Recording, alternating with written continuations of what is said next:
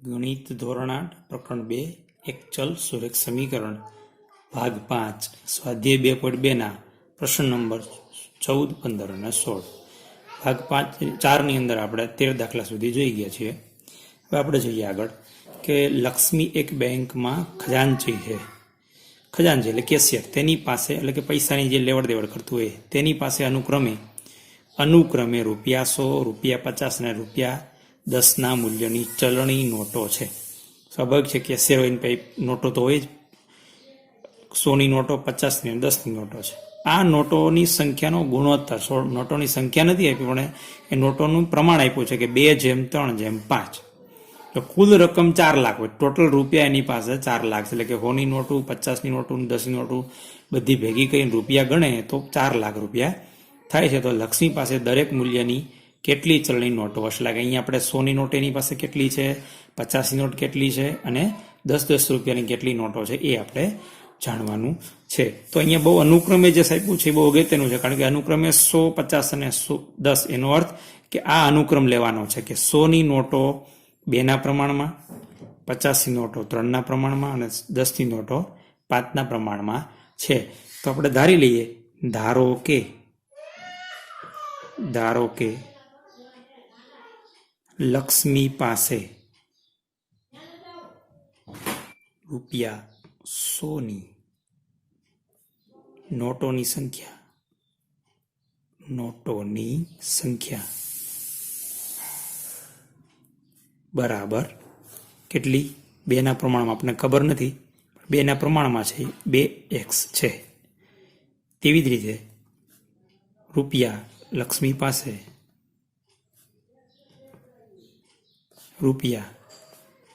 ₹50ની નોટોની સંખ્યા કેટલી હોય? 3x. તથા લક્ષ્મી પાસે ₹10ની નોટોની સંખ્યા કેટલી હોય?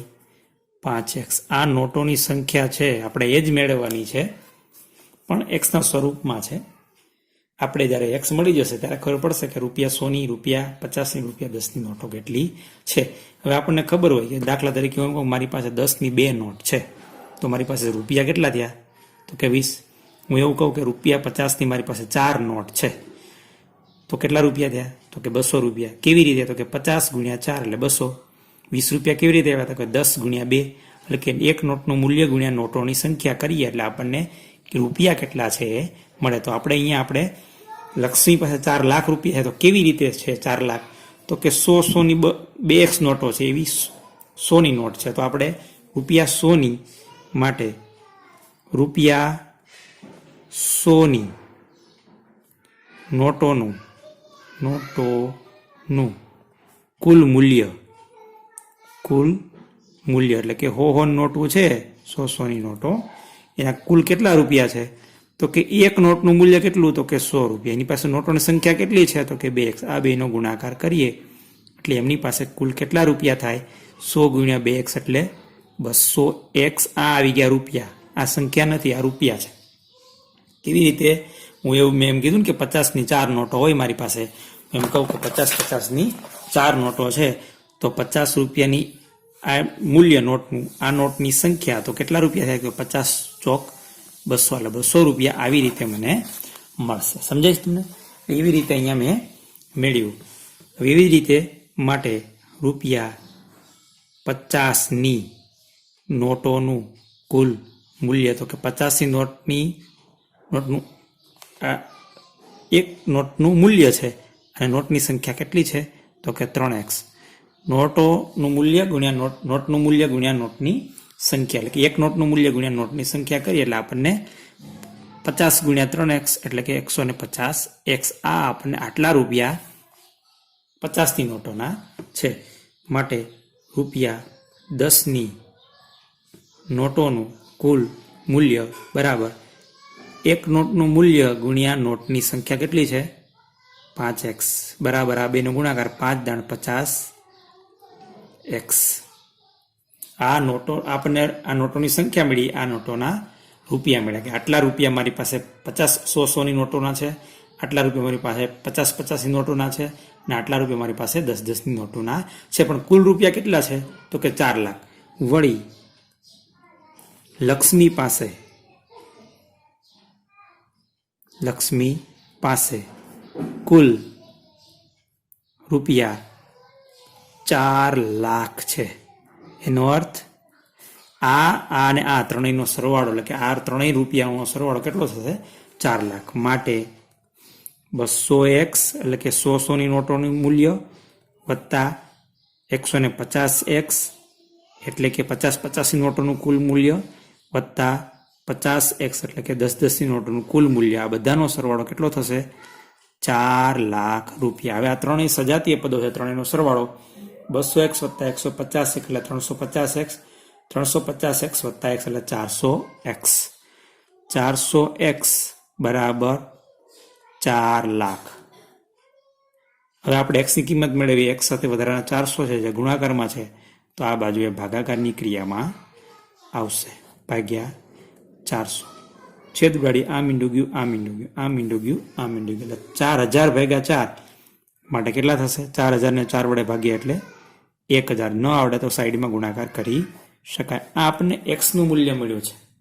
આપણે હવે નોટોની દરેક મૂલ્યની કેટલી ચલણી નોટ સંખ્યા મેળવવાની છે, આ મેળવવાનું છે. હવે આપણે મેળવીએ, x મળી ગયું એટલે x મૂકીએ એટલે આપણને મળશે.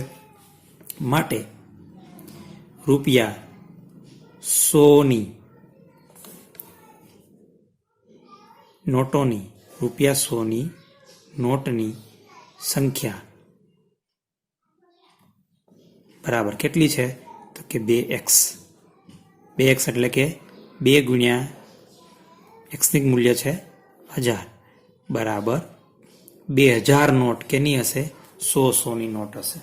એટલે કે 2000 નોટું છે, એક નોટની સંખ્યા, આનું મૂલ્ય 2000 આવ્યું, આનું મૂલ્ય 100, એટલે 2000 ગુણ્યા 100 કરો 2 લાખ રૂપિયા 100 નોટોના હશે. માટે રૂપિયા 50 નોટોની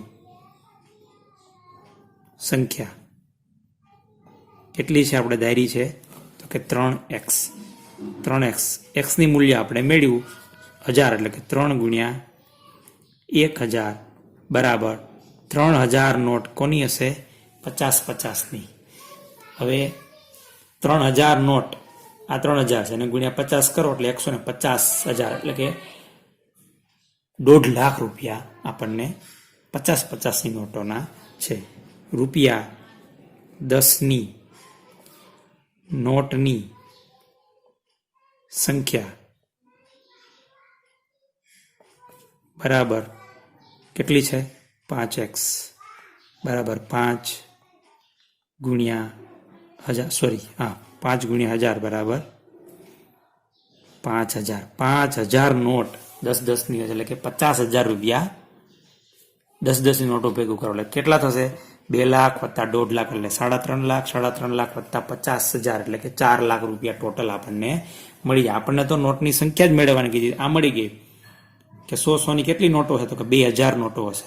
50 કેટલી નોટ હશે? તો કે 3000 નોટ હશે. 10 કેટલી નોટ હશે? તો કે 5000 નોટ હશે. બરાબર. આપણને દરેક નોટનું મૂલ્ય મેળવવાનું કે તો પણ આપણને આના ઉપરથી મળશે. હવે બરાબર, એ મેળવવાનું કીધું નથી. આવી રીતે આપણે બધી નોટોની સંખ્યા મેળવી શકીએ. આખો દાખલો તમે ફરીથી અહીંયા જોઈ શકો છો. દાખલા નંબર 15.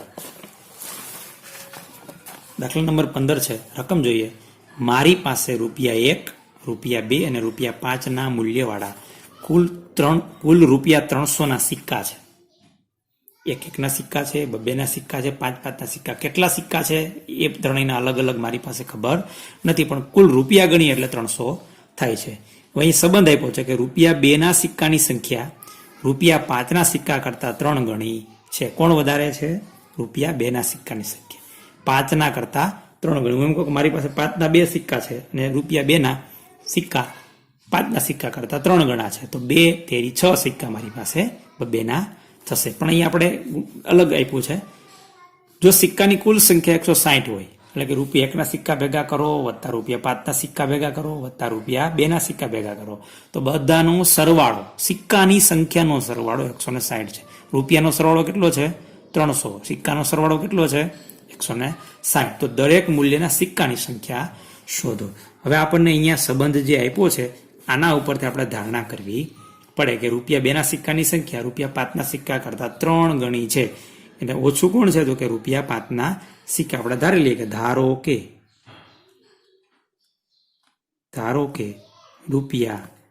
₹5 ના સિક્કાની સંખ્યા x છે. જો ₹5 સિક્કાની સંખ્યા x હોય તો ₹2 ના સિક્કાની સંખ્યા કેટલી થશે તો કે આના કરતા 3 ગણી સંબંધ આપ્યો છે આપણને. એટલે માટે ₹2 ના સિક્કાની સંખ્યા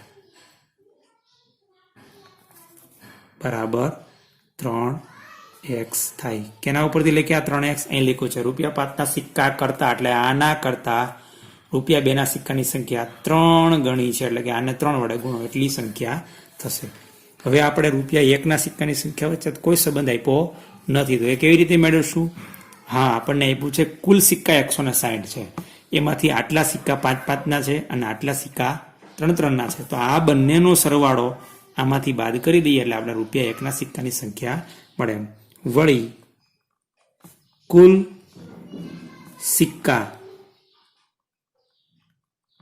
ની સંખ્યા કેટલી છે? 160 છે. એના ઉપરથી આપણે ₹1 ના સિક્કાની સંખ્યા મળશે. માટે ₹1 ના સિક્કાની સંખ્યા બરાબર કુલ સિક્કા 160 ઓછા આ બંનેના સિક્કાનો સરવાળો, એટલે કે 5 ના સિક્કાની સંખ્યા વત્તા 2 ના સિક્કાની સંખ્યા.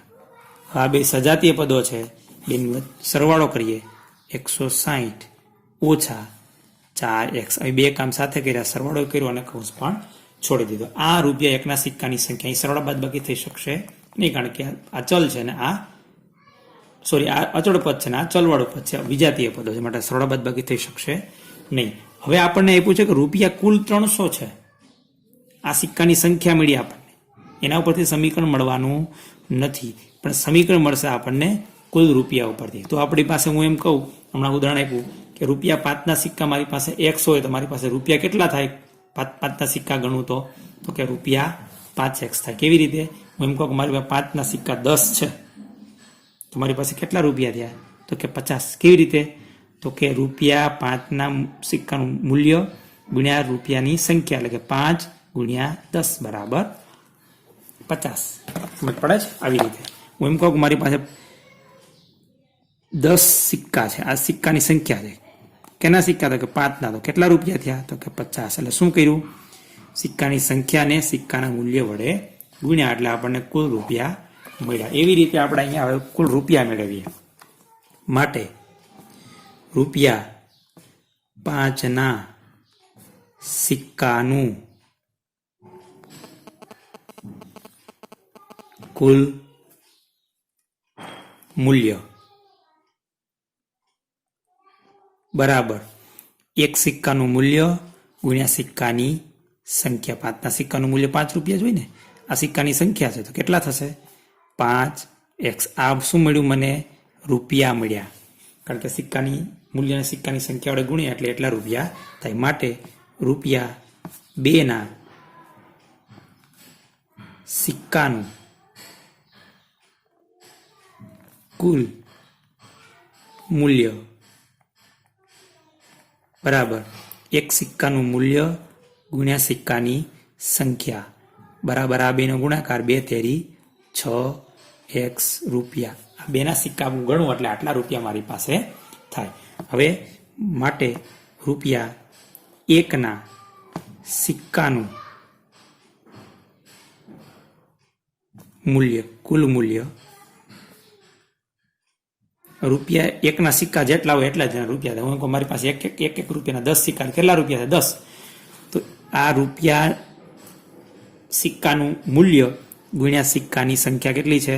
તો કે 160 ઓછા 4x અહીં કૌંસમાં રેખા શા માટે? કારણ કે એકનો ગુણાકાર આ બે સાથે છે, પણ એક તો ગુણાકારનો એકમ ઘટક છે એટલે ગુણાકાર એનો એ જ થાય. 160 ઓછા 4x શું થશે? આ રૂપિયા. આ 5ના સિક્કાના કુલ રૂપિયા, આ 2ના સિક્કાના કુલ રૂપિયા અને 1ના સિક્કાના કુલ રૂપિયા. પણ કુલ રૂપિયા તો મારી પાસે કેટલા છે? 300 રૂપિયા છે. વળી મારી પાસે કુલ રૂપિયા 300 છે. એનો અર્થ આનો અને આનો એટલે આ રૂપિયા વત્તા આ રૂપિયા વત્તા આ રૂપિયાનો સરવાળો કેટલો થશે? 300 રૂપિયા. માટે 5x એટલે કે રૂપિયા 5ના સિક્કાનું કુલ મૂલ્ય વત્તા 6x એટલે કે રૂપિયા 2ના મૂલ્યનું કુલ 2ના સિક્કાનું કુલ મૂલ્ય વત્તા 160 ઓછા 4 એટલે કે એકના સિક્કાનું કુલ મૂલ્ય બરાબર કેટલા રૂપિયા થશે? 300. હવે કૌંસની આગળ વત્તા એટલે કૌંસ છૂટ જાય, અંદર નિશાની બદલવાની નથી. એટલે 5x વત્તા 6x વત્તા 160 ઓછા 4x બરાબર 300. હવે આ અને આ ત્રણેય સજાતીય પદો છે. આ બેની નિશાની સરખી એટલે સરવાળો 5x ને 6x 11x વત્તા 160 ઓછા 4x બરાબર 300. આ બે સજાતીય પદો, બેની નિશાની વિરુદ્ધ એટલે બાદ બાકી 11x માંથી 4x જાય 7x. મોટાની નિશાની મોટું વત્તા એટલે જવાબ વત્તા 160 બરાબર 300. હવે મારા સમીકરણ ઉકેલવું, આ સમીકરણ મળ્યું 160 ને પેલી બાજુ લઈ જાય એટલે 7x બરાબર 300 ઓછા 160. આ બેની બાદ બાકી કરીએ એટલે 300 માંથી 160 જાય એટલે 140. હવે 7x કિંમત મેળવી x ની એટલે x ગુણાકારમાં છે તો પેલી બાજુ ભાગાકારમાં એ બધે માટે કરવાના છે, ભૂલાય નહીં, મને ભૂલાઈ જાય છે. x બરાબર 140 ભાગ્યા 7 માટે x બરાબર આ 140 ભાગ્યા 7 છેદ ઉડાડે એટલે 20 વડે છેદ ઉડે, કારણ કે 20 સત્તા 140. આ x ની કિંમત મળી. હવે આપણે સિક્કાની સંખ્યા મેળવવાની છે. હવે આપણે ધારી લઈએ, ધારેલું છે રૂપિયા 5ના સિક્કાની સંખ્યા કેટલી? x. એટલે x મળ્યો. આ જ રૂપિયા 5ના સિક્કાની સંખ્યા આપણે લખીએ. માટે રૂપિયા 5ના સિક્કાની સંખ્યા કેટલી છે? ધારેલી છે એ જ છે બરાબર x. x એટલે કેટલા મળ્યા? 20. તો 20 સિક્કા હોય 5-5ના. એવી રીતે રૂપિયા 2ના સિક્કાની સંખ્યા, રૂપિયા 2ના સિક્કાની સંખ્યા કેટલી છે? અહીંયા રહી. કેટલી છે? 3x. x ની કિંમત કેટલી આવી? તો કે 20 એટલે કે 3 ગુણ્યા 20 બરાબર 60 સિક્કા મારી પાસે બબ્બે રૂપિયાના. હવે રૂપિયા 1ના સિક્કાની સંખ્યા કેટલી છે? 160 ઓછા 4x. રૂપિયા 1ના સિક્કાની સંખ્યા બરાબર 160 ઓછા 4x એટલે કે 160 ઓછા 4 ગુણ્યા 4x એટલે 4 ગુણ્યા x ની કિંમત કેટલી છે? 20. આ બેની ગુણાકાર કરીએ એટલે 160 ઓછા 20 ચોકને 80. 160 માંથી 80 જાય એટલે કેટલો જવાબ આવે? 80. તો મારી પાસે 80 સિક્કા 1 રૂપિયાના હોય. આ સિક્કાઓની સંખ્યા મળી ગઈ. જો મને એમ કીધું હોય કે રૂપિયા 1ના સિક્કાની સંખ્યા, કુલ સિક્કાની સંખ્યા તો મળી ગઈ, કે રૂપિયા 5ના સિક્કાનું કુલ મૂલ્ય, રૂપિયા 2ના સિક્કાનું કુલ મૂલ્ય, રૂપિયા 1ના સિક્કાનું કુલ મૂલ્ય, તો અહીંયા મારે કિંમત મૂકવી પડે x ની. અહીંયા મૂકું x ની કિંમત 20 એટલે 20 × 100. મારી પાસે 100 રૂપિયા 5-5ના સિક્કાના હોય. 20 x ની કિંમત 20 મૂકે એટલે 20 6 120 એટલે 120 રૂપિયા મારી પાસે બબ્બેના સિક્કાના કુલ હોય. અને અહીંયા હું મૂકું 20 એટલે મારી પાસે 160 ઓછા 80 એટલે કે 80 રૂપિયા મારી પાસે 1 રૂપિયાના સિક્કાના હોય. એટલે એનો સરવાળો પણ આપણને 300 મળી જાય. આ તમે જાતે કરી શકો. રૂપિયાની સિક્કાની સંખ્યા મેં મેળવી છે, તમે કુલ રૂપિયા પણ મેળવી શકો. આવી રીતે આખો દાખલો તમે અહીંયા જોઈ શકો છો. બરાબર સમજીને 1 વખત 2 વખત જાતે પ્રયત્ન કરવાનું છે. હવે ત્યાર પછી 16મો દાખલો છે, છેલ્લો દાખલો આ સ્વાધ્યાય 2.2 નો.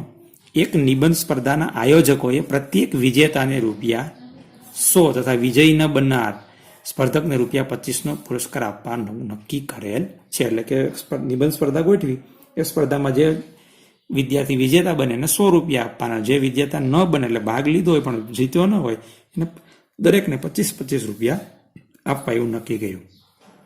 જો પુરસ્કાર સ્વરૂપે આપવામાં આવેલ કુલ રકમ ₹3000 હોય, એટલે કે ₹3000 એને સ્પર્ધા માટે ફાળવા હોય, તો કુલ 63 સ્પર્ધકોમાંથી વિજેતા થનાર સ્પર્ધકની સંખ્યા શોધો. અને કુલ વિદ્યાર્થીઓ 63 ભાગ લીધો તો એમાંથી બધા વિજેતા થયા નથી, તો આપણે વિજેતા થનાર સ્પર્ધકની સંખ્યા શોધવાની છે. તો આપણે ધારી લઈએ કે ધારો કે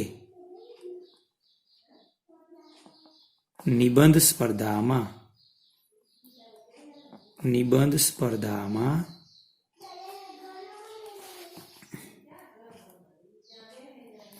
વિજેતા થનાર સ્પર્ધકોની